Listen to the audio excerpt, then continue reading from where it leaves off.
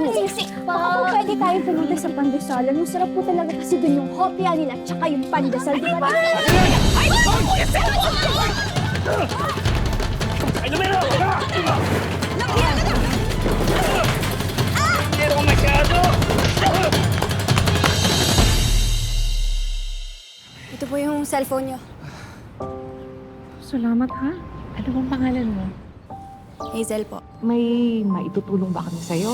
Simula nang matay magulang ko, napilitan ako huminto. Saka wala na akong kamag-anak dito eh. Sa kalsada ka natutulog? Minsan sa plaza. Kapag umuulan, doon ako sa waiting shed ng high school. Eh, kung sa bahay na natin siya patirin. Welcome home, ate! Simula ngayon, ate na kita. At Hazel.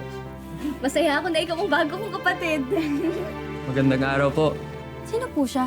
Kaibigan ni Grace, Brian, si Hazel. Anak-anakan namin. Oh, malapit lang bahay namin dito. Alam mo, paborito ko yung palabok. Tara, kainin natin to sa loob. Ate, eto mga pinaglumaan naming damit. Baka kasya na sa'yo yan.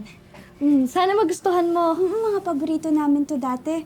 Ang dugyot naman ng mga to. Mas maganda pa yung mga damit ko dati. Ayoko magsuot ng luma eh. Pwede ba?